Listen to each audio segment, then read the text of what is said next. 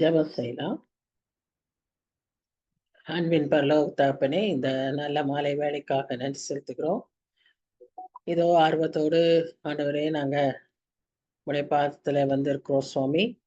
வசனங்களை தியானிக்கிறதற்கும், எங்கள் வாழ்க்கையில அதை நாங்க கடைபிடிக்கிறதற்கும் ஒப்பு கொடுத்து வந்திருக்கிறோம் சுவாமி. இந்த வேலையை எங்களுக்கு ஆசீர்வதித்து தாரோம். ஆவியானவர் இதை முழுமையாய் பொறுப்பேற்றுக் கொள்ளும். இந்த நேரத்திலும் நாங்க தியானிக்க இருக்கிற 2ஆம் அதிகாரத்தை முதலாம் நிருபத்தார் யோவான் எழுதின முதலாம் நிருபத்தில் 2ஆம் அதிகாரத்தை எங்களுக்கு விளக்கித் தாரும் சுவாமி. அது எங்களுக்கு பிரயோஜனமா இருக்க தாரும். வர இருக்கிற மக்களை சீக்கிரமாய் அழைத்து வாரும். ஆண்டவரே, உம்முடைய வசனத்தை கற்றுக்கொள்ள எங்களுக்கு உதவி செய்யும். தடை எதுவும் இல்லாம ஆண்டவரே, நீரே எல்லா டெக்னிக்கல் ஃபால்ட்ஸ் எல்லாத்தையும் நீர் பொறுப்பேற்றுக் கொண்டு ஆண்டவரே எங்களுக்கு இந்த நேரத்தை ஆசீர்வதித்து கொடுக்கும்படியாய் கெஞ்சுகிறோம், தாழ்த்தி கொடுக்கிறோம். நீரே வழி நடத்தும். நேசிக்கிற இயேசு கிறிஸ்து மூலமாய் வேண்டிக் கொள்கிறோம் பிதாவே. ஆமென், ஆமென். So welcome everyone. Good evening. இந்த நாளிலும் நாம இந்த யோவான் எழுதின நிருபத்தின் 2ஆம் அதிகாரத்தை தியானிக்க இருக்கிறோம். யோவான் எழுதின நிருபங்கள்ல நம்ம அந்த முதலாம் நிருபத்தை பார்க்கும்போது அதுல நம்ம பார்த்த முக்கியமா அவர் ஒரு ஆழ்ந்த விருப்பம் கொண்டவராய், ஒரு தீவிரமாய் செயல்படுகிறவராய் பார்த்தோம். அவர் எழுத்துகளிலும் அந்த தீவிரத்தை பார்த்தோம். ஒரு fashion, he has a passion towards Christ and Christian living. அடுத்ததா இவர் இதை எழுதும் காலகட்டத்துல he was 90 years old, 80 to 90 years old. அந்த வயசுல இவ்வளவு தீவிரமா எழுதியிருக்கிறார். ஒரு வேகத்தை அந்த வார்த்தைகள்ல நம்ம பார்க்கணும். அடுத்ததா அவர் இந்த வயதின் காரணமாக அவர் எழுதின மக்களுக்கு அவர் ஒரு தகப்பன் போல, நிறைய நிறைய சாப்டர்ஸ் பார்க்கிறோம். மை சில்ட்ரன் அட்ரஸ் பண்றத பார்க்கிறோம். So it is more homely, ஒரு ஃபேமிலி காஸ்பல் மாதிரி அவர் இதை எழுதி இருக்கிறதை பார்க்கிறோம். இன்னொரு விஷயத்த நம்ம என்ன பார்க்கிறோம்னு சொன்னா, ஒரு நல்ல ஆசிரியர், ஒரு போதகர் எப்படி சொல்லி கொடுப்பாரோ அவ்விதமாக இவருடைய நிருபம் it is more of teaching pattern, சொல்லி கொடுக்கிற விதமாய் இருக்கிறத பார்க்கணும். ஸோ இந்த ஒரு அறிமுகத்தோடு நம்ம இந்த 2ஆம் அதிகாரத்தை பார்க்கலாம். இந்த 2ஆம் அதிகாரத்துல ஒரு முக்கியமான காரியம் என்னன்னா, அவர் என்ன சொல்றாருன்னா, Christian life is not being sinless but sinning less. ஆனா இட் இஸ் நாட், அதையும் அழுத்தமா இந்த அதிகாரத்துல சொல்றாரு. இந்த இந்த இந்த எண்ணம் இந்த சிந்தை நமக்கு அது ஒரு லைசன்ஸ் டு சின்னா நம்ம எடுத்துக்கொள்ளக்கூடாது. ஆனா ஒரு பெர்ஃபெக்ட் லைஃப இந்த உலகத்துல நாம வாழ முடியாது, because of the power of சின்ன்றத இந்த அதிகாரத்துல கொஞ்சம் அவர் வலியுறுத்துறதாய் நாம் பார்க்கிறோம். முதல் வசனமே பார்த்தீங்கன்னா, நான் சொன்னது போல என் பிள்ளைகளே. ஸோ அவர் தன்னுடைய சபைக்கு எழுதுறாரு, எபேசுல இருக்கிற சபைக்கு எழுதுகிறார். என் பிள்ளைகளே அப்படின்னு அட்ரஸ் பண்றாரு. நீங்கள் பாவம் செய்யாதபடிக்கு இவைகளை உங்களுக்கு எழுதுகிறேன். ஒருவன் பாவம் செய்வானானால் நீதிபரராயிருக்கிற இயேசு கிறிஸ்து நமக்காக பிதாவினிடத்தில் பரிந்து பேசுகிறவராய் இருக்கிறார். நம்முடைய பாவங்களை நிவர்த்தி செய்கிற கிருபாதார பலி அவரே. நம்முடைய பாவங்களை மாத்திரமல்ல, சர்வலோகத்தின் பாவங்களையும் நிவர்த்தி செய்கிற பலியாய் இருக்கிறார் என்று இந்த தொடக்கத்தை, இந்த அதிகாரத்தை தொடரும். முந்தின அதிகாரத்துல நம்ம பார்த்தோம், பாவத்தை அறிக்கை செய்தா அவருடைய ரத்தம் நம்மை சுத்திகரிக்கும், நமக்கு மன்னிப்பு உண்டு. இதெல்லாம் முதல் அதிகாரத்துல அவர் பேசியிருக்காரு. அதன் தொடர்ச்சியாக இங்க அவர் பேசுறாரு. அவர் பேசும்போது நமக்கு தெரியுது, இது வந்து ஒரு பிலீவர்ஸ்க்கு எழுதப்பட்ட கடிதம்ங்கிறத நம்ம பார்க்கிறோம். அதாவது ஏற்கனவே ஆண்டவரை ஏற்றுக்கொண்ட விசுவாசிகளுக்கு சொல்லப்படுகிற ஆலோசனைகள் என்று சொல்லி நாம பார்க்கிறோம். அதுல என்ன நம்ம செய்றோம்ன்னு சொன்னா, என்ன பார்க்குறோம்னா, நிச்சயமா அ பாவம் விசுவாசிகள்னா பாவமே செய்ய முடியாது, செய்யக்கூடாது அப்படின்றது அ அது அது அது ஒரு இதுதான். ஆனா, அப்படி பாவமே இல்லன்னு நம்ம சொல்ல முடியாதுங்கிறது தான் முந்தின அதிகாரத்திலேயே நம்ம பார்க்கிறோம். என்னிடத்தில் பாவமே இல்லன்னு சொன்னா, நாம் நம்மை நாமே வஞ்சிக்கிறவர்களா இருப்போம். அந்த தாட் தான் அவர் வந்து இந்த அதிகாரங்கள்ல ஃபுல்லா சொல்றாரு. ஏன்னா பிராக்டிகலா. He's being more practical and he's a person who is very much uh, uh, bothered about the truth. உண்மையை பேசுவதை அவர் அதிகமாய் விரும்புகிறார். விரும்புகிற ஒரு உம், ஒரு சீஷர். உண்மைதான் அவருடைய இதுல எல்லாமே நம்ம பார்க்கிறோம். அவர் is so passionate about the truth. So அதனால அவர் அப்படி சொல்வதை நாம் பார்க்கிறோம். அதுக்கு மாறானது எல்லாம் பொய் என்று அவர் சொல்கிறார். சரி. இந்த இடத்துல என் பிள்ளைகளே, அந்த என் பிள்ளைகளேன்றதுக்கு கிரேக்க வார்த்தை என்னன்னா மூடெக்னியன் அப்படிங்கிறது தான். அது ரொம்ப ரொம்ப அஃபெக்ஷனேட்டா சொல்லக்கூடிய ஒரு வார்த்தை, மை சில்ட்ரன். அது நான் சொன்னது போல அவர் 80 வயசு, 80லேருந்து 90 வயசுக்குள்ள இருந்த ஸ்டேஜ். 9 முறை இந்த 5 அதிகாரங்கள்ல அவர் வந்து என் பிள்ளைகளே, என் பிள்ளைகளேன்னு சொல்றாரு. இதுல முக்கியமா அவர் என்ன சொல்லுகிறார் என்று பார்ப்போமானால், பாவத்தை குறித்து நாம் அதிக ஜாக்கிரதை உள்ளவர்களா இருக்கணும் அப்படிங்கிறத அவர் சொல்றார். அதாவது என்ன ஒரு நிலைமை ஆகிறதுன்னு சொல்லிட்டா, சிலருடைய வாழ்க்கையில சில பாவங்கள் அது ஒரு ஹேபிச்சுவல் சின் ஆயிடுது. நாம நிறைய சமயங்கள்ல பார்த்திருக்கோம். நமக்கு வந்து ஒரு சிலருக்கு கோபம், இந்த கோபம் வந்து பாவம். ஆனா நமக்கு கோபம் வரும். அப்புறம் நம்ம என்னவோ சொல்லுவோம்னா, எனக்கு ரொம்ப கோபம் வரும் தெரியுமா அப்படின்னுவோம். ஸோ அது வந்து ஒரு ஹேபிட் ஆயிடுச்சு. So it's become a habitual sin. அதனாலதான் அவர் அதை ஞாபகப்படுத்துறாரு. நம்ம பாவம் இல்லாமல் வாழ முடியாது. பாவம் செய்யாமல் நாம் வாழ முடியாது. ஆனா அது வந்து நமக்கு ஒரு லைசன்ஸா, ஒரு ஒரு சுதந்திரமாய் நாம் அதை எடுத்துக்கொள்ளக்கூடாது அப்படிங்கிறத அவர் மறுபடியுமா சொல்லுகிறார். ஏன்னா நம்ம எல்லாருமே மாம்சத்திற்குரியவர்கள். ஆகவே நமக்குள்ள அந்த இது இருக்கும், அந்த வல்லமை இருக்கும். நம்ம பாவ சுபாவம், ஜென்ம பாவம் இவைகளில் இருந்தெல்லாம் ஆண்டவர் நம்மை மீட்டு, நம்ம அவரை ஏற்றுக்கொள்ளும் போது, நம்ம ரட்சிக்கப்படும் போது மீட்கப்பட்டுறோம். ஆனா நம்மை சுற்றி இருக்கிற இந்த பாவத்தின் வல்லமை நம்மை எப்பொழுதும் இழுக்கிறதற்கு காத்து கொண்டே இருக்கும். பிசாசானவன் அப்படிதான் சுற்றி திரிகிறான். இதுல நம்ம சில சமயம் சோர்ந்து போகும்போது, அசதியா இருக்கும்போது, ஆவியானவர் சத்தத்துக்கு நம்ம செவி கொடாமல் இருக்கும்போது, மந்தத்தனமா இருக்கும்போது என்ன ஆயிடுது? பாவத்துல விழுந்துடுறோம், பின்வாங்கி போயிடுறோம். அதனாலதான் அவர் அதை வந்து எச்சரிக்கிறார். நம்ம பாவம் அப்படியே செய்யாம பரிசுத்தவங்களா இருந்தா நமக்கு ஜெபமும் வேண்டாம், ஒரு கிறிஸ்தவ ஆவிக்குரிய வாழ்வும் இருக்காது. ஆனா அது அல்ல.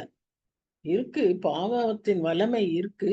ஆனா நாம அதை வந்து மேற்கொள்ள கர்த்தர் நமக்கு உதவி செய்வார். அதனாலதான் இதே யோவான் வெளிப்படுத்தல் விசேஷத்துல கடைசியில சொல்றார், ஜெயம் கொள்ளுகிறவன் எவனோ அவனுக்கு தான் ரிவார்ட்ஸ். ஸோ நமக்கு அந்த பலனை கொடுக்கிறார். நாம் அவரை கேட்கும்போது எல்லா ஆலோசனைகளையும் தருகிறார், நமக்கு ஜெயத்தையும் தருகிறார். ஸோ அதை நாம் எப்போதும் ஞாபகம் வச்சுக்கொள்ளணும். இந்த மாதிரி இருக்கிற சூழ்நிலையினால பரலோகத்துல அவரை நாம் எப்படி பார்க்கிறோம்னா, he is there as an advocate. அட்வொகேட்னு சொல்லும்போது நமக்கு ஒரு டிஃபென்ஸ் லாயரா அங்க இருக்காரு. என்ன செய்யறாரு? பிதாவானவர் நீதி உள்ளவர். பாவம் அவருக்கு பாவத்துக்கு சம்பளம் மரணம். அவர் நீதி உள்ள தேவன். ஆனா அவர் முன்னால இவர் நின்று நமக்காக அவருடைய இரக்கத்துக்காக இவர் கெஞ்சுகிறவராய் இருக்கிறார். ஆனா ஒரு சின்ன டிஃபரன்ஸ். ஒரு லாயரும் இதே தான் செய்யறாரு. எந்த ஒரு கோர்ட்ல நமக்கு உலகத்துல இருக்கிற லாயர்ஸும் அந்தந்த பார்ட்டிக்காக அவங்க அப்படி ப்ளீட் பண்றத நம்ம பார்க்கிறோம். ஆனா இந்த எர்த்லி கோர்ட்ல என்ன ஒரு வித்தியாசம் அப்படின்னா, இந்த லாயர் வந்து இந்த கிளையண்ட் வந்து நிரபராதி அப்படின்னு அவர் சொல்வார். இவர் குற்றம் செய்யவில்லை அப்படிங்கிறத இவர் சொல்வார். யாரு?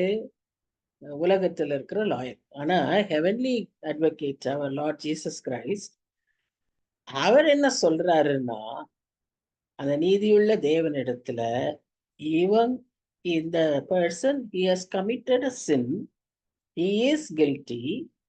ஆனா என் நிமித்தம் நான் அவருக்காய் சிந்தின அந்த ரத்தத்தின் நிமித்தம் நீர் இறங்க வேண்டும் அப்படின்னு கேட்பார். because he has paid the price. அந்த உரிமையில அவர் நமக்காக நின்று வளர்க்கிறார். That is the difference. You see that this is the privilege we have. இது யாருக்கு? யாரெல்லாம் அவரை வந்து இரட்சகராய் ஏற்றுக்கொள்ளும். இப்ப நம்ம இரட்சகரா அவரை ஏற்றுக்கொள்வதற்கு காரணம் அநேகருக்கும் இது ஒரு காரணம், முக்கியமான காரணம். நமக்காக அவர் பரிந்து பேசுகிற தேவனாய் இருக்கிறார். Sin is always to be punished, but Jesus is our propitiation to sin. அதற்கான அந்த அட்டோன்மெண்ட், அந்த பலி அவர்தான் அந்த கிரயத்தை செலுத்தியிருக்கார். சோ அந்த கிரயம் கர்த்தருடைய கோபாக்கினை வராதபடி தடுத்து கொள்ளுகிறதும், நம்மை கர்த்தரோடு பிதாவோடு ஒப்புரவாகிறதற்கும் இவர் நமக்கு மத்தியஸ்தராய் அங்கு நின்று செயல்படுகிறார். கடைசி வசனத்துல நம்ம பார்க்கிறோம், யாரெல்லாம் அவரை கூப்பிட்டு யாரெல்லாம் அவரை தொழுது கொள்கிறார்களோ அவர்கள் எல்லாரும் ரட்சிக்கப்படும். இப்ப நாம வந்து அது ஒரு சின்ன கூட்டத்துக்குள்ள நம்ம விசுவாசிகளுக்கு மாத்திரம்தான் நம்ம சொல்ல முடியாது. யார் கேட்டாலும் சரி, எப்ப கேட்டாலும் சரி, எங்க கேட்டாலும் சரி, omniscient God, omnipresent God, omnipotent God will immediately acknowledge and will forgive the person. That is the uniqueness of this Lord and Savior. மூன்றாவது வசனம் என்னன்னு பார்க்கிறோம்னா, அவருடைய கற்பனைகளை நாம் கை கொள்ளுகிறவரானால் அவரை அறிந்திருக்கிறோம் என்பதை அதனால் அறிவோம். இப்ப இங்க யோவான் இந்த அறிவுரை, அவரை பற்றி அறிகிற அறிவை குறித்து இந்த சாப்டர்ல கொஞ்சம் நிறைய பேசுறாரு. அதுக்கு ஒரு முதல் இது என்ன சொல்றாருன்னா, அவர் கற்பனைகளை கை கொள்ளுகிறவர்களானால், கிளியரா சொல்லிட்டார். கற்பனைகளை தெரிஞ்சிருந்தா, மனப்பாடமா தெரிஞ்சிருந்தா பத்தாது, கற்பனைகளை கை கொள்ளுகிறவர்களாய் இருக்கும். நாம கற்பனைகளை கை கொள்ளும் போது நாம் அவரை அறிந்து கொள்கிறோம் அப்படின்னு நம்ம இங்க பார்க்கிறோம். சோ யாரெல்லாம் அவருடைய கற்பனைகளை கை கொள்ளுகிறோமோ அதை வந்து நம்ம ஏன் கை கொள்ளுகிறோம் என்றால், ஒன்று அவர் நமக்கு சொல்லியிருக்கிறார், கட்டளையாகவே அவர் சொல்லியிருக்கிறார். என்ன சொல்லியிருக்கிறாரு? If you love me obey my commands. என்ன நீங்க நேசிக்கிறீங்கன்னா என்னுடைய கற்பனைகளை கை கொள்ளுங்கள், கற்பனைகளுக்கு கீழ்ப்படியுங்கள். அவரே அதை சொல்லியிருக்கிறார். சோ நாம இந்த கற்பனைக்கு கீழ்ப்படியறதே எதுல கீழ்ப்படியணும்? அன்பின் நிமித்தமாக கீழ்ப்படியணும். இந்த கிறிஸ்தவமே, அவர் Christian life is based on love. கமாண்ட்ஸே என்ன? ரெண்டு தான். Love him, love others. So அந்த அன்பு தான் அடிப்படை. அந்த அன்பின் நிமித்தமாய் நாம் அவருடைய கற்பனைகளை கை கொள்ள வேண்டியவர்களா இருக்கிறோம். அது மாத்திரம் அல்ல, நம்முடைய விசுவாசம் நம்முடைய நடக்கையில் இருக்க வேண்டும். நாம் எதை விசுவாசிக்கிறோமோ, என் இயேசு என் தேவன் நல்லவர் என்றால் நாமும் நல்லவராய் இருக்க வேண்டும். என் தேவன் இரக்கம் உள்ளவர் அப்படின்னா நாமும் அந்த இரக்க குணத்தை காண்பிக்க வேண்டும். என் தேவன் பரிசுத்தர் அப்படின்னா நாமும் அந்த பரிசுத்த நடக்கையில வாழணும். சோ நாம் எதை விசுவாசிக்கிறோமோ அதை நம் வாழ்வில் காட்ட வேண்டும் என்பதை யோவான் அதிகமாய் வலியுறுத்துகிறார். இதே நிருபத்துல 5ஆம் அதிகாரம் 3ஆம் வசனத்துல அவர் சொல்றார், அந்த கற்பனைகளை கீழ்ப்படுகிறதும் கற்பனைகளின்படி நடக்கிறதுக்கும் ஒன்றே ஒன்றுதான் அவசிய தேவை. அது என்னன்னா அவர் மேல் நாம் காட்டும் அன்பு. அவரை நாம் நேசித்தோமானால் நாம் இந்த கற்பனைகளை எல்லாம் கீழ்ப்படிவோம். நிறைய பேர் நினைச்சுக்கிறாங்க, இந்த கற்பனையெல்லாம் கீழ்ப்படுகிறது, கற்பனைப்படி வாழ்றது நம்முடைய வாழ்க்கையே போர் அடிக்க வச்சிரும், ஒரு துறவ நிலைமைக்கு கொண்டு போயிரும் அப்படின்னு நினைக்கிறார். ஆனா யோவான் சொல்றாரு, அதை நாம கீழ்ப்படிந்து அதன்படி அன்பின் அடிப்படையிலே நாம் அதை செய்யும் போது அது நமக்கு ஒரு சந்தோஷத்தை கொடுக்கும், அது ஒரு ஜெயத்தை கொடுக்கும், அது நம்மளுடைய எல்லா ஒரு கட்டுகள்ல இருந்து நம்மை நமக்கு ஒரு விடுதலையை தரும் என்று யோவான் சொல்லுகிறார். So keeping his commandments is very, very important as far as the Christian life is concerned. அதை John insists upon this in this chapter. அடுத்தது அவர் என்ன சொல்றாருன்னா, அவரை அறிந்திருக்கிறேன் என்று சொல்லியும் அவருடைய கற்பனைகளை கை கொள்ளாதவன் பொய்யனாயிரு, அவனுக்குள் சத்தியம் இல்லை.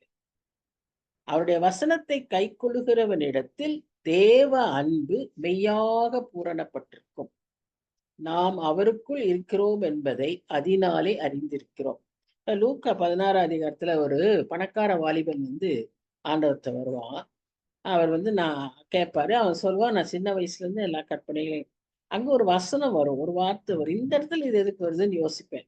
இங்க சொல்றதையும் அதையும் லிங்க் பண்ணோம்னா, இயேசு அவன் மேல் அதிகமாய் அன்பு கூர்ந்து அவன் கற்பனைகளை கை கொண்டிருக்கிறான் என்று கேட்கறதுனால, முன்னாலேயே அவருக்கு தெரியும், அது வேற. பட் அந்த இடத்துல அந்த வசனம் வருது, இயேசு அவனிடத்தில் அன்பு கூர்ந்து. நாம கற்பனைகளை கை கொள்ளும் போது இயேசு நம்மேல் அதிகமாய் அன்பு கூறுகிறார். நாம இயேசுவின் இடத்துல, நாம ஆண்டவர் இடத்துல அன்பு கூறுகிறோம், அது ஒரு பக்கம். ஆனா அவர் நம்மில் அதிகமாய் அன்பு கூறுகிறார்.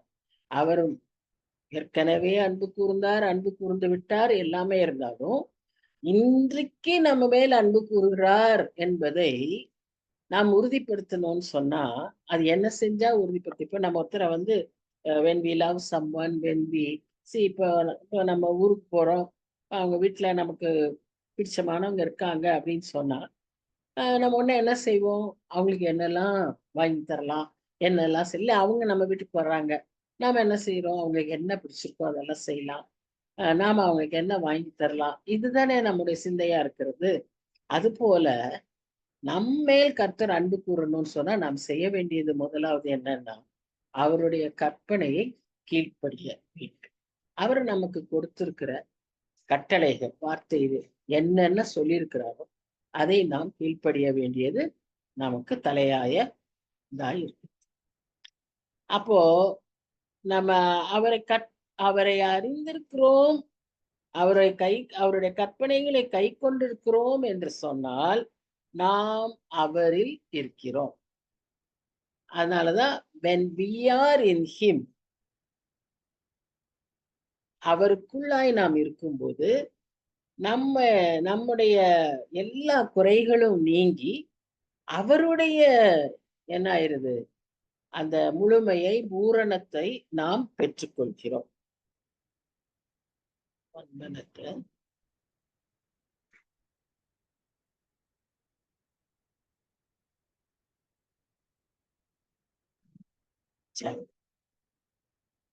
ஒரு ஸ்லைடு மிஸ் ஆயிடுச்சு. சரி, பரவாயில்ல. அதனால என்னன்னு பாக்குறோம்னா, அவருடைய கிருபையினாலே நம்முடைய பாவ நிலைமை, நம்முடைய பலவீனத்திலே அவருடைய பலன், நம்முடைய ரட்சிப்பிலே அவருடைய மகிமை.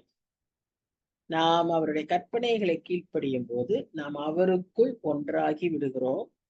அவருக்குள் நாம் ஒன்றாகி விடும்போது அவர் அவர் நமக்கு வைத்திருக்கிற அத்தனை பூரண ஆசீர்வாதங்களும் நம்மை சூழ்ந்து கொள்ளும். அதில் முக்கியமாக நம்முடைய பாவ நிலைமையில அவருடைய கிருபை விளங்கும். நம்முடைய பலவீனத்துல அவருடைய பலன் விளங்கும். நம்முடைய ரட்சிப்புல அவருடைய மகிமை விளங்கும். இந்த 91 சங்கீதம் 1ஆம் வசனத்துல நாம் வாசிக்கிறபடி, He that dwelleth in the secret place of the Most High shall abide under the shadow of the Almighty. உன்னதமானவரின் மறைவில் இருக்கிறவன் வாசிக்கிறோம் இல்லையா? அந்த சர்வ வல்லவரின் நிழலில் தங்குவான். சோ அந்த பூரண ஆசீர்வாதத்தை நாம் அவரிடத்தில் பெற்றுக்கொள்ள முடியும்.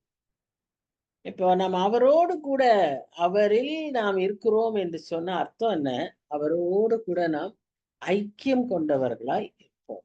அந்த ஐக்கியத்துக்கு டோக்கன் என்ன? அந்த ஐக்கியத்துக்கு கேட் பாஸ் என்ன? Keeping is commands. In keeping his commands, we exercise our love to him. நான் முதல்ல ஏற்கனவே சொல்லியிருக்கிறேன், லவ் என்பது should be expressed, should be exercised. So here also we find நம்ம அவருடைய கற்பனைகளை கீழ்ப்படிவது நிமித்தம் அவர் மேல் நாம் வைத்திருக்கிற அன்பை நாம் காட்டுகிறோம். We more and more completely apprehend his love as truly perfected in us. அது நம்மிலே பூரணமாக்குறதற்கு நாம் இவ்விதமாய் அவரோடு கூட நாம் இருக்கும்போது அது செயல்பட முடியும். அதை வெளிக்காட்ட முடியும். அதனாலதான் நாம இங்க என்ன வாசிக்கிறோம்னா, இயேசு கிறிஸ்துவே அவருடைய வார்த்தையால சொல்லி இருக்கிறார் இல்லையா? என்னை கண்டவன் பிதாவை கண்டான், நான் பிதாவை அறிந்திருக்கிறேன், பிதா என்னை அறிந்திருக்கிறார், இதெல்லாம் சொல்லி இருக்கிறாருல்ல. அந்த மாதிரி நம்மையும் அவர் சொல்லுவார். I know my son and my son nose me அப்படின்னு இயேசு கிறிஸ்துவை சொல்லுவது போல நாம் ஒவ்வொருவரையும் அவர் சொல்ல விரும்பும். அந்த ஐக்கியத்துல நாம் இருக்கும்போது அது ஒவ்வொருவரையும் நாம் அப்படி சொல்லுவோம்.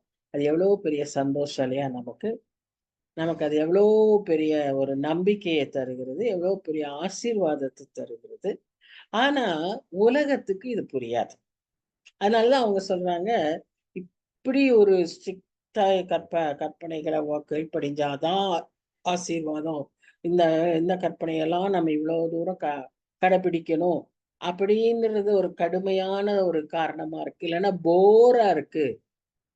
Sometimes they say it is very boring to be a Christian. என்ன அப்படியே எந்திரிக்கணும், போகணும், சர்ச்சுக்கு போகணும், வசனத்தை கேட்கணும், உட்கார்ந்து இருக்கணும், ஜெபிக்கணும், இது ரொம்ப ஒரு கட்டுப்பாடா இருக்கே அப்படிங்கிற மாதிரி youngsters may feel. They are even today they are like that. They don't want to do this simple exercises. ஆனா நமக்கு அப்படி நாம் அவரை பின்பற்றுவதினாலும் அவரோடு ஐக்கியப்படுவதினாலும் நாம் அனுபவிக்கிற அந்த சந்தோஷம், நிம்மதி, சமாதானம், அது இன்றைய இந்த உலகத்தின் எல்லா காரியத்திற்கும் மேற்பட்டதா இருக்கிறது. அதனாலதான் மோசே அந்நாட்களிலேயே இவ்வுலகத்தின் அனித்திய பாவ சந்தோஷங்களை காட்டிலும் நித்தியமான வாழ்வை தெரிந்து கொண்டார். ஏன்னா அதில் இருக்கிற சந்தோஷம், அதில் இருக்கிற மேன்மை, நான் கர்த்தருடைய பிள்ளை, கர்த்தர் என்னை நேசிக்கிறார். See, that's a big thing. இன்னைக்கு உலகத்துல எல்லாம் இருந்தாலும் they feel so lonely, they feel so left out, they are so, what should I say, sad because there's no one to love them truly. But we can never say that, because our Lord is God of love. அவரிடத்தில் நம்ம தஞ்சம் வந்துட்டோம்னா அவர் நமக்கு நம்மை அவ்விதமாய் ஒரு பூரண அன்போடு பூரண ஆசீர்வாதங்களோடு நம்மை நேசிக்கிறவராய் இருக்கிறார். அதனால நம்ம இவங்க சொல்ற கட்டுப்பாடெல்லாம் உண்மையா அந்த வாழ்க்கையில இல்ல. இதை உண்மையா அனுபவிக்கும் போதுதான் நமக்கு தெரியும்.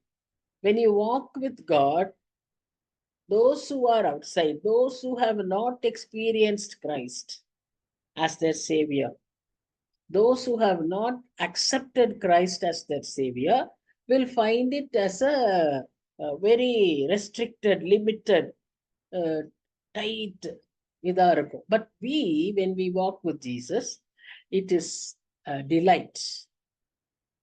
It is a freedom. And there is joy unspeakable. ஒரு சந்தோஷம் நமக்கு இருக்கு. அது யாராலையும் புரிந்து கொள்ள முடியாத ஒரு சந்தோஷம். மற்றவர்கள் அதை பார்ப்பாங்க. எப்படி இவங்களால இப்படி சந்தோஷமா இருக்க முடியுது? எப்பவுமே சந்தோஷமா இருக்க முடியுது. ஏன்னு சொன்னா இதை விட பெட்டர் பிளேஸ் நமக்கு எங்கேயுமே இல்லை. இந்த சந்தோஷத்தை காட்டிலும் வேற எங்கேயும் நமக்கு சந்தோஷம் கிடைக்காது. எல்லாமே ஒரு அனித்தியமானது, temporal fun. But this is an eternal joy.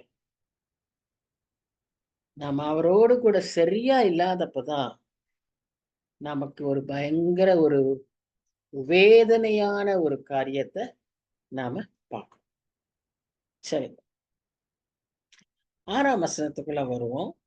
அவருக்குள் நிலைத்திருக்கிறேன் என்று சொல்லுகிறவன் அவர் நடந்தபடியே தானும் நடக்க வேண்டும். இப்ப நம்ம அவரோடு கூட ஒப்புரவாகி he in him and we in him அப்படிங்கிற நிலைமைக்கு ரெக்கன்சிலேஷனுக்கு வந்த பிறகு இங்க என்ன வசனம் சொல்லுதுன்னா, நம்ம அப்படி உண்மையா இருக்கிறோம்னா, யோவான் அந்த உண்மையே தான் அழுத்தமா சொல்றாரு. சும்மா மேலோட்டமா நம்ம பேசிட்டு போயிட முடியாது.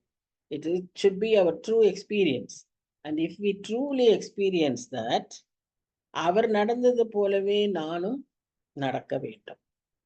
சோ அவருக்குள் நிலைத்திருக்கிறதுன்னு சொல்லும்போது நாம் அவரோடு கூட இருக்கிறோம். அவரை சார்ந்த அனைத்தும் நம்மில் இருக்கிறது. நாம் அவருக்குள் இருக்கிறோம். நமக்கென்று எல்லாம் இருக்கிறது. நம்ம ஒரு வசனம் வாசிக்கிறோம் கொலோசியர், எல்லாவற்றையும் எல்லாவற்றாலும் எல்லாம் தனக்காக அவர் படைத்தார், செய்தார்னு சொல்லி நம்ம பார்ப்போம். அப்படி இருக்கும். எல்லாவற்றையும் நிரப்பி அப்படின்னு எல்லாம் ஒரு வசனம் இருக்கு. அது மாதிரி எல்லாத்தோடு கூட சேர்ந்து எல்லாம் நமக்காக, ஏன்னா நாம் அவருக்குள்ளாக, அவர் நமக்குள்ளாக இருக்கு. ஆனா இப்படி நம்ம நடக்கும்போது, அவரோடு கூட சேர்ந்து நடக்கும்போது, முந்தின வசனம் என்ன சொல்லுது? அவருக்குள் நிலைத்திருக்கிறோம் என்றால் அவர் நடந்தபடியே நாமும் நடக்கணும். So Lord is a Lord who walks a holy life. That's again a beautiful thing about God we should remember. He is not a statue sitting in one place, idle கிடையாது. Ideally, IDOL. He is not such. He is a living, active God. What a great thing for us. So this Lord is an active God. செயல்படும் தேவன், செயலாற்றும் தேவன், செயலாக்கும் தேவன். இந்த தேவன் நடந்துட்டே இருக்காரு, நடக்கிறாருங்கிறோம். நம்ம அந்த வாக்குங்கிறத we mean his activity. இப்ப நாமும் அவரோடு இணைந்து நடக்கணும்னு சொன்னா முதல்ல நம்ம கீழ்ப்படியணும், அவருடைய கற்பனைகளுக்கு கீழ்ப்படியணும், கற்பனைகளின் படி நடக்கணும். Submission is needed. Once again, a proper understanding of submission is needed. Submission சொன்னா obedience கிடையாது. நிறைய பேர் submissionனா obedience, அப்படி தாழ்ந்து போறது, அதல்ல. Submission is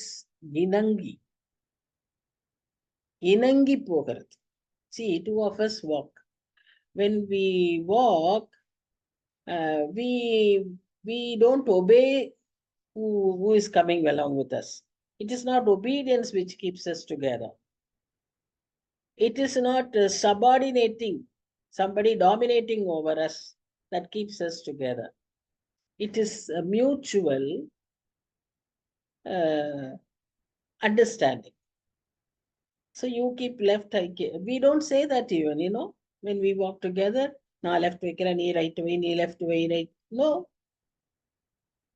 It's a mutual understanding. So in the same way, we have to walk with God. Enoch walked with God. So many people walked with God. And we are walking with God. Hope so. When we abide in Him. When in the another important feature in the ஜானோட எபிசல்ஸ்லயும் காஸ்பல்லையும் இருக்கிறது என்னன்னா abiding, நிலைத்திருத்தல். ஏதோ சும்மா மேலோட்டமா இருக்கிறது இல்ல, deeply rooted, abiding in him.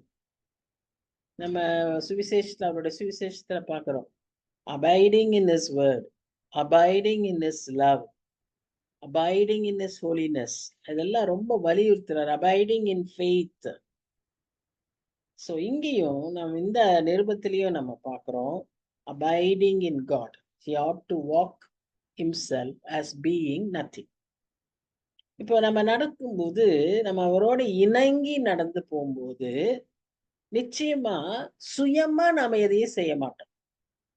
See, when you both go to walk together, நீங்க சுயமா எதையுமே செய்ய முடியாது இல்லையா? சுயமா நீங்க பின்ன இப்படி ரைட்ல போகலாம் அப்படின்னு நினைக்க முடியாது. அப்படி போகணும்னு நினைச்சீங்கன்னா நீங்க அவங்கள்ட்ட சொல்லி 2 பேருமா தான் போகணும். இப்போ நீங்க இவங்களோடயே போகணும்னு நினைச்சீங்கன்னா அப்ப நீங்க அவங்களோட தான் போகணும். சுயமா நீங்க எதையுமே செய்ய முடியாது. as if you are nothing. அப்படித்தான் அவரோட போகணும். ஏன்னா he is God. He knows everything. நம்ம அவருக்கு போய் எதையும் சொல்ல முடியாதுல்ல. அவர் போகிறத நம்ம அவரோட போறதே பெருசு. சோ அவரை பின்பற்றி போகணும். ஏன்னா நமக்கு என்ன நிச்சயம் இருக்கு, அவருக்கு இப்பவும் தெரியும், இப்ப நான் இதுக்கு அப்புறம் முந்தினதும் தெரியும், இனி வரப்போறதும் தெரியும். சோ அவரோட பேசாம போயிட்டோம்னா நமக்கு என்னாச்சு? We are safe. That is it. So we have to walk with him as if we are nothing. அந்த ஹியூமிலிட்டி வேணும். ஒருத்தரோட சேர்ந்து போகிறதுக்கும் ஹியூமிலிட்டி வேணும்.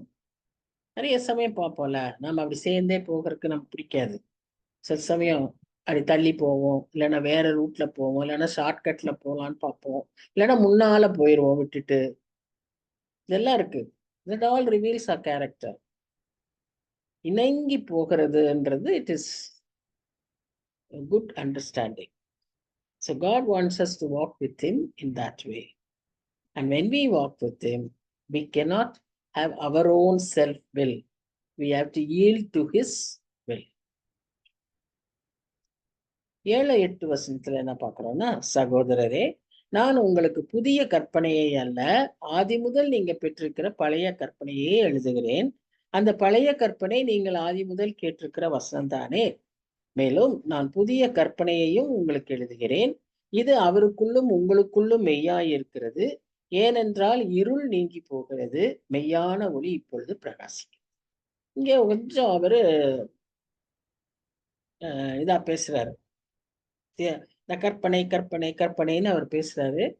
வாட் இஸ் இட் அப்படின்னு நீங்க பாத்தீங்கன்னா, இது வரைக்கும் நம்ம இந்த முந்தின அதிகாரமும் இது வரைக்கும் இருந்த வசனங்கள்ல பேசின காரியத்தை தான் அவர் பேசுறாரு. அதை சுருக்கமா நம்ம பார்த்தோம்னா, முதலாவது he speaks about the fellowship of light and joy in believing his word. ஒளி, வெளிச்சம், வெளிச்சத்தை பற்றியும் சந்தோஷத்தை பற்றியும் அதில் இருக்கிற அந்த ஐக்கியத்தை அவருடைய வார்த்தையின் மூலமாக நாம் பெற்றுக்கொள்ளுகிறதை அவர் வலியுறுத்துகிறார். அப்போ he emphasizes on the word of God. நம்ம அந்த வார்த்தையை நம்ம தியானிக்கும் போது, வார்த்தையை நம்ம ஏற்றுக்கொள்ளும் போது, வார்த்தையை அபியாசிக்கும் போது நமக்குள்ள வெளிச்சம் வரும். எம்மாவூர் சீஷர்கள் லூக்கா 24ஆம் அதிகாரத்துல அந்த வசனத்தை அவர் பேசுறப்போ அவர் என்ன சொன்னாரு? இஸ்ரவேல் ஜனங்களை நடத்தி வந்ததை பற்றி அவர்கள்ட்ட பேசுறாரு. அந்த வசனங்களை பேசுறப்போ அவங்க உள்ளத்துல அனல் மூட்டப்பட்டது. இதுதான் உண்மையா வசனத்தை நம்ம வாசிக்கும் போது நமக்குள்ள வரும் ஒரு வெளிச்சம். நமக்குள்ள all that which was cloudy us, all that which was blocking us, all that which was என்ன சொல்றது, ஹேசியா இருந்தது, குழப்பமா இருந்ததெல்லாம் இந்த வசனத்தை வாசிக்கும் போது நமக்குள்ள என்ன வரும்? ஒரு தெளிவு வரும், ஒரு பிரைட்னஸ் வரும், ஒரு என்லைட்டன்மெண்ட் வரும். அதை பற்றியும் அதனால நமக்கு என்ன ஏற்படும்? ஒரு சந்தோஷம் வரும், ஒரு நம்பிக்கை கிடைக்கும், ஒரு நிச்சயம் கிடைக்கும் அவருடைய வார்த்தையில. அது நிமித்தமாக நமக்கு என்ன வரும்? சந்தோஷம் கிடைக்கும். That's the first thing he emphasizes. இதெல்லாம் என்ன அவர் சொல்றாருன்னா ஓல்டு கமாண்ட்மெண்ட்ங்கிறார். இதெல்லாம் ஆதி காலத்துல இருந்து கேட்டுக்கிட்டே இருந்தா சத்தியங்கள் அப்படின்றார். அடுத்ததா வாக்கிங் இன் த லைட். இந்த வெளிச்சத்தை நாம் வாசிச்சு தியானித்து பெற்றுக்கொண்ட பின்பு நாம சும்மா உட்கார்றதுக்கு நாம் அழைக்கப்படல, நாம் அதன்படி வாழ அழைக்கப்படுகிறோம். Walking in the light. மூன்றாவதாக நமக்குரிய ஒரு முக்கியமான ஒரு சத்தியம் என்னவென்றால், இயேசு கிறிஸ்து இன்றும் நமக்காக அவருடைய பலியான அந்த சிலுவையில அவர் செய்த பலியினால நமக்காக வழக்காடுகிற மத்தியஸ்தராய் அங்கு இருக்கிறார். பரலோகத்துல இருக்கிறார், பிதாவின் சன்னிதானத்துல பிதாவுக்கு பக்கத்துல வலது பார்சில உட்கார்ந்து நமக்காக இன்றும் பரிந்து பேசுகிறவராய் இருக்கிறார். What a comforting assurance we have with our Lord Jesus Christ. இது நாமே வச்சுக்கிட்டு இருந்தா போதுமா? நாம மற்றவங்களுக்கு சொல்லணும் இல்லையா? மற்றவர்களுக்கும் நாம் இதை பகிர்ந்து கொடுக்க அழைக்கப்படுகிறோம். நான்காவதாக, இதை தெரியாம தான் நிறைய பேரு நம்பிக்கை இல்லாம சூழ்நிலையில எதேதோ செஞ்சிடறாங்க. எல்லாருக்கும் பிரச்சனை வரதான் செய்யுது, எல்லாருக்கும் ஒரு சிச்சுவேஷன்ல என்ன செய்யறதுன்னு தெரியாத ஒரு நிலைமை வரத்தான் செய்யுது. ஆனால் இந்த மாதிரியான காரியங்கள், நிச்சயங்கள், இந்த விதமான அஷூரன்சஸ், நம்பிக்கைகள் நமக்கு இருப்பதினால்தான் நாம் என்ன செய்ய முடியும்? மேற்கொள்ள முடியும், ஜெயம் கொள்ள முடியும். அதை நாம் ஜெயம் கொள்ள முடியும். அந்த சூழ்நிலையும் வேதனைகளையும் நாம் ஜெயம் கொள்ள முடியும். ஆனா இந்த சத்தியத்தை நம்ம மற்றவர்களுக்கும் சொல்ல கடமைப்பட்டிருக்கிறோம். சொல்லாட்டா அது நமக்கு நம் மேல் விழுந்த கடமை. கர்த்தர் நம்மிடத்தில் கணக்கு கேட்பார். இதை நாம அதிகமாய் உணர வேண்டும். நான்காவதாக, concerning the obligation of a sinless obedient heart and a Christ-like walk. இது எல்லாவற்றிலும் கடைசி அப்படி தேறி தேறி தேறி நம்ம எங்க வரோம்? ஆப்ளிகேஷன்னா நம்ம மேல் விழுந்த கடமை அப்படிங்கிற மாதிரி. என்னது? Sinless obedient hearts. சின்லெஸ் ஹார்ட்டா இருந்தா பத்தாது. சம்டைம்ஸ் சின்லெஸ் ஹார்ட்டா இருக்கிறது ஈஸியா இருக்கும். ஆனா obedient hearts, கீழ்ப்படுகிற ஒரு இருதயம் கொண்ட மக்களா இருக்கு. பாவம் செய்யாத மக்களா இருக்கலாம், பாவம் செய்ய வைக்காத மக்களா இருக்கலாம், ஆனா கீழ்ப்படிந்து தாழ்மையோடு இருக்கிற மக்களாய் நாம் இருக்க வேண்டும். பரிசுத்தம் வந்துட்டாலே, நீதி இருந்துட்டாலே செல்ஃப் ரைச்சியஸ்னஸ் நிறைய வந்துடும். So when you look at others, when you look at things happening around you, you will feel that they are all wrong. அந்த எண்ணம் வந்தாலே என்ன நமக்கு? நாம அது சுயநீதி வெளியே வருதுன்னு அர்த்தம். We have to be careful. We become self-righteous. We become judgmental. சுலபமா நம்ம மற்றவங்கள ஜட்ஜ் பண்ணிடுவோம், குற்றப்படுத்திடுவோம். We even go to the level of condemning them. So that we have to be very, very careful. And a Christ-like walk. Every minute and everything that we are doing, every time we take a decision, every time we speak, we have to think, என்னன்னு, இந்த சூழ்நிலை இயேசு என்ன செய்வார்? We are called to live like him and walk like him. So அவர் என்ன செய்வார்? அப்போ அது மாதிரி நாங்களும் செய்யணும். அப்படி நம்மை மாற்றிக்கொள்ள அழைக்கப்படுகிறோம். சரி, இது ஓல்டு கமாண்ட்மெண்ட். அப்ப அங்க இன்னொன்னு சொன்னார், உங்களுக்கு ஒரு புதிய கற்பனையை கொடுக்குறேன். அது என்ன அப்படி பார்த்தீங்கன்னா, இதுல இருள் நீங்கி வெளிச்சம் பிரகாசிக்கிறது. அதுதான் அந்த வசனத்துல பார்க்கணும். புதிய கற்பனையா அவர் சொல்றார், இருள் நீங்கி வெளிச்சம் பிரகாசிக்கிறது. அது அப்படித்தானா நம் வாழ்க்கையில? Is it so with me? Is it so to me? Is it so in me? யோசித்து பார்க்கணும். என்னிடத்திலிருந்து இருள் நீங்கிற்று, வெளிச்சம் வந்துருச்சா? வெளிச்சம் பிரகாசிக்குதா? என்னிலிருந்து வெளிச்சம் பிரகாசிக்குதா? என்னிலிருந்து இருள் நீங்கிருச்சா? Is it so with me? என்னில் பிரகாசம், வெளிச்சம் பிரகாசிக்கிறது. Is it so to me? எனக்குள்ள வெளிச்சம் பிரகாசிக்குதா? மூன்றாவதா, is it so in me? என்னிலிருந்து வெளிச்சம் பிரகாசிக்குதா? இஸ் இட் ட்ரூ தட் இப்ப என்னிலிருந்து இருள் நீங்கிச்சுன்னு சொல்றோம் இல்லையா? என்ன? The kingdom of darkness, power of darkness and the darkness of this world is passing in your life. இந்த வசனம் first darkness is past or is passing அப்படின்றாங்க. பாசிங், ஆக்சுவலா பாசிங் தான். இருள் நீங்கிக்கிட்டே இருக்கா?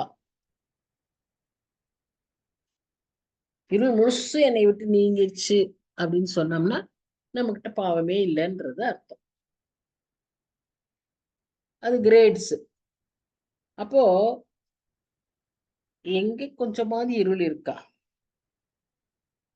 அந்த இருள் போய்கிட்டே இருக்கா? அதுக்கு முயற்சிக்கிறோம், அதான் இம்பார்ட்டன்ட். அத இருக்குன்னு அக்செப்ட் பண்றது இன்னொன்னு, அது இருக்கிறதுன்னு விட்டுட்டு அப்படியே இருக்கக்கூடாது. That's not Christian life. Christian life, as I told you, is a progressive life.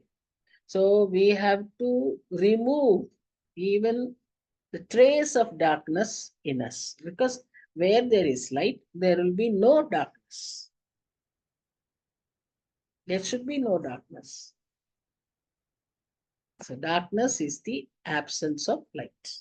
நமக்குள்ள இருள் இருந்தால் என்ன அர்த்தம்? நம்மிலே வெளிச்சம் இல்லை, அதுதான் அர்த்தம். சோ நம்மில் வெளிச்சம் இருந்தால் நம்மில் இருள் இருக்கக்கூடாது. இப்போ 9வது 10வது 11 ஒரு பிராக்டிக்கல் ஒரு சஜஷன் அவர் கொடுக்கிறார், லெசன் கொடுக்கிறார். என்னது? இப்ப நமக்குள்ள இருள் இல்ல, வெளிச்சம் பிரகாசிக்குது, என் வெளிச்சம் வெளியிலே பிரகாசிக்கிறதுனால நம்ம சொல்லிட்டோம். இப்போ இங்க அவர் என்ன சொல்றாருன்னா, ஒளியிலே இருக்கிறேன் என்று சொல்லியும் தன் சகோதரனை பகைக்கிறவன் இதுவரைக்கும் இருளிலே இருக்கிறான். சொல்லிட்டும் கூட அவன் சகோதரனை பகைச்சான்னா அவன் இருளிலே இருக்கிறான். தன் சகோதரனிடத்தில் அன்பு கூறுகிறவன் ஒளியிலே நிலை கொண்டிருக்கிறான், அவனிடத்தில் இடரல் ஒன்றும் இல்லை. நம்ம 10 கற்பனைகளே பாத்தீங்கன்னா 4 கற்பனைகள் கர்த்தரை அன்பு செலுத்துவதும், மீதி 6 கற்பனைகள் பிறரிடத்தில் நாம் அன்பு காட்டுவதை பற்றி தான் இருக்கு. சோ நம்ம பிறனிடத்துல அன்பு காட்ட ஆரம்பிச்சாலே நமக்குள்ள என்ன இருக்கும்? இந்த வெளிச்சம் இருக்கும். சோ அவன்கிட்ட இடரல் இருக்காது அப்படிங்கிறார். 11ஆம் வசனத்துல, தன் சகோதரனை பகைக்கிறவன் இருளிலே இருந்து இருளிலே நடக்கிறான். இருளானது அவன் கண்களை குருடாக்கினபடியால் தான் போகும் இடம் இன்னதென்று அறிந்திருக்கிறான். யார் இப்படி சகோதரனை குறித்து கவலை இல்லாம, சகோதரன் என்று சொன்னா it is not your only brother or sister, it means your neighbor. Neighborனா பக்கத்து வீடு மாத்திரம் இல்ல, other person in the world. The other person, whoever, whether it is in your family, in your community, in your church, in your society, the next person. So இங்க ஒளியில இருள் இல்லைன்னு பார்த்தோம். The light has got another important feature. அது என்னது? Is a great extinguisher of hatred. பகையை என்ன சொல்றது, அழிக்கிற ஒரு சக்தி. இந்த இருளில் தான் எல்லா தவறும் நடக்குது. இன்னைக்கு எவ்வளவு கொலைகள் கேட்கிறோம் இல்லையா? எவ்வளவு திருடுகளை கேட்கிறோம். யாரும் பிரைட் லைட்ல செய்யறதா நம்ம அதிகமா பாக்குறது இல்ல. எல்லாமே இருட்டுல தான் செய்யறாங்க. மறைவாதான் செய்யறோம். மறைவா காரியங்கள், அநேக காரியங்கள் நடக்கிறது. அக்கிரமங்கள், அசுத்தங்கள், அருவருப்புகள் எல்லாமே இருளில் தான் நடைபெறுகிறது. இருள் நம் இருதயத்தை கவ்வுமானால் நாம் இவ்விதமான தவறான செய்கைகளுக்கு உடந்தையாகிவிடும். It is in the darkness that injuries are brooded. அது ஒரு பக்கம். அடுத்ததா இப்ப இன்னும் கொஞ்சம் நம்ம மாதிரி இருக்கிறவங்களுக்கு பாருங்க. Injuries are brooded over and angry passions nursed. நம்ம தனியா இருக்கும்போது நமக்குள்ள இந்த இல்ல நம்ம sometimes even in our sleep we get up and what do? We start brooding over. நாம நம்முடைய உணர்வுகளை குறித்து நாம் அதிகமாக அதை திரும்ப திரும்ப அசை போடுவோம். இன்னைக்கு யாராவது நம்மளை ஹர்ட் பண்ணிட்டாங்கன்னு வைங்களேன், அதை உடனே நம்மால மறக்க முடியாதுல்ல. இந்த மாதிரி சமயங்கள் தான். அப்ப அந்த சமயத்துல நமக்குள்ள இருக்கிற வெளிச்சம் கொஞ்சம் கொஞ்சம் கொஞ்சமா நம்ம புஷ். ஏன்னா நமக்குள்ள என்ன வந்துடுது? ஈகோ வந்துடும். அந்த ஈகோ கூட அர்த்தம் என்ன? Edging God out. When we push God out, when we edge God out, the light goes away. Light gets dim because light becomes far away. And what is inside? Darkness. In the darkness, what does it do? இப்போ நமக்கு ஏற்பட்ட அந்த hertz, நமக்கு ஏற்பட்ட insults, இதெல்லாம் திரும்ப நம்ம recall அசை போடுறோம். அது என்ன ஆகும்? பழிக்கு பழி வாங்கணும்னு நினைப்போம். அது நமக்கு ஒரு என்ன சொல்றது, எரிச்சலை உண்டாக்கும், கோபத்தை உண்டாக்கும், வயலன்ஸ். இட் மேக்ஸ் இதுதான் இந்த மாதிரி காரியங்க தான் என்ன செய்யறது? வயலன்ஸ்குள்ள கொண்டு போய் விடுறது. We hear some small child going and shooting in a classroom. Why? He's been abused. Maybe he was abused at home, in the classroom, by his friends, yeah, teacher. Something has led to this kind of creating. அந்த ஒரு இதுலயே இருந்து என்ன ஆகுது? Violence, outburst. Light நம்ம கிட்ட வெளிச்சம் இருக்குன்னா, அவர் ஒளி இருக்கிறாருன்னா, நானே மெய்யான ஒளின்னு சொல்றாரு. எந்த மனுஷனையும் பிரகாசிப்பிக்கிற மெய்யான ஒளிங்கிறாரு. அந்த ஒளி நம்ம இடத்துல இருக்குமானால் அதை பத்திரமா காத்து கொள்ள வேண்டியது நம்முடைய கடமை. நாம் அந்த ஒளியை அனல் மூட்டிக்கிட்டே இருக்கணும். Haven't you seen these people lighting the lamps continuously, pouring oil? அந்த திரியை இது பண்ணுவாங்க. they'll be so concerned about this. அவங்களுக்கு அந்த இது ஒளி அழிஞ்சிடக்கூடாதுன்னு அவங்க they'll be very much concerned. How are we concerned? How much concern do you show to keep this light, eternal light in us, burning always? அதை எதையாவது வச்சு மூடுறோமா? எதையாவது வச்சு மறைக்கிறோமா? What is it that covering this light?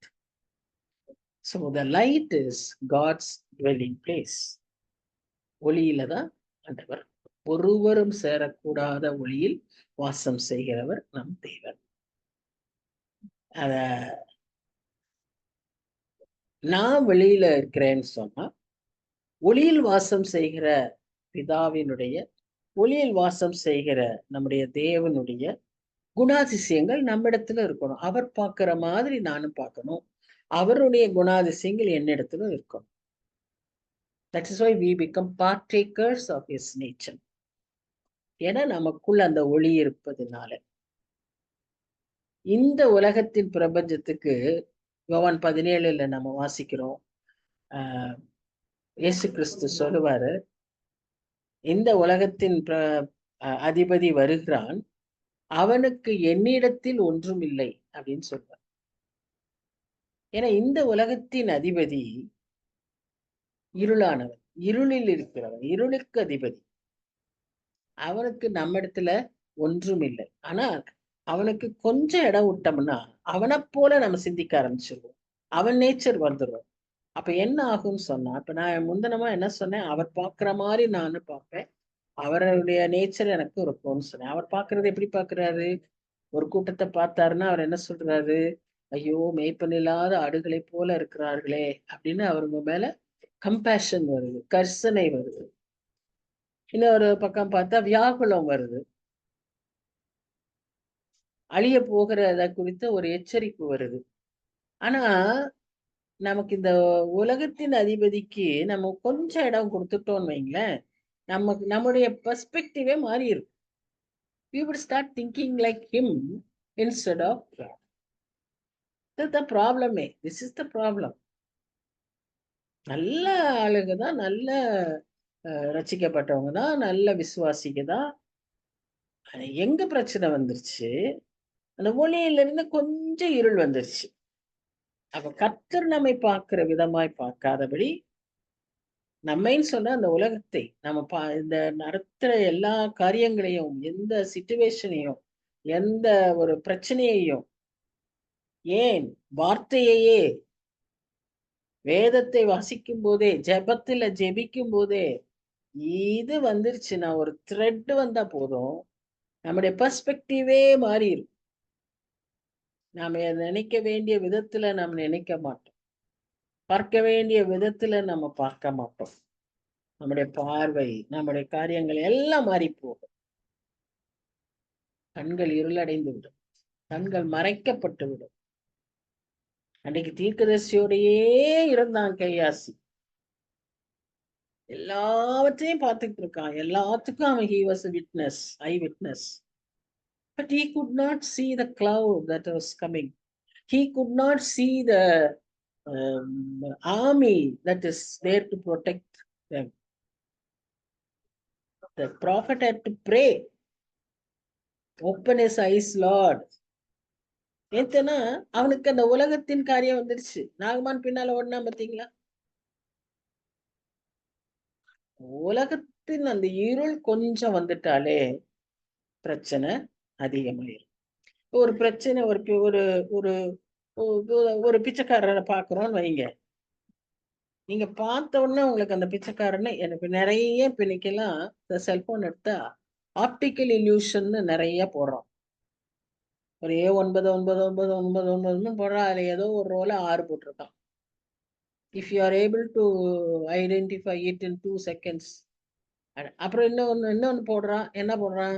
இதுல என்ன முதல்ல பாக்குறீங்க, என்ன உங்களுக்கு முதல்ல தெரியுது, என்ன உருவம் தெரியுது? அங்க ஒரு குதிரைக்குள்ளேயே 2 குதிரை 3 குதிரை எல்லாம் இருக்கும். எத்தனை குதிரை தெரியுது இப்படின்னு எல்லாம் கேட்கறோம். இப்ப இன்னைக்கு நமக்கும் அதேதான் test. when we see a beggar, when we see a person in need, what do you see first? நம்ம ஒரு 10 பேர் நின்று நம்ம பார்த்தோம்னாலே நமக்கு தெரிஞ்சு, அதுல 6 பேருக்கு என்ன தெரியுமா தெரியும்?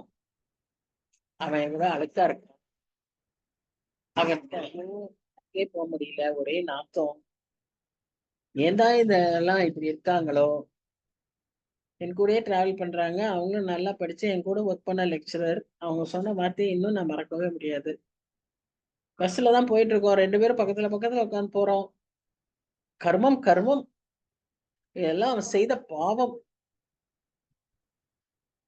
நமக்கு அப்படி பாவம், அப்படி இது பொங்குது, பரிதாபம் பொங்குது. ஆனா அங்க statement was that not that she is not educated, civilized, perspective. எனக்கு அது ரொம்ப எப்பவும் மனசுல இருக்கும்.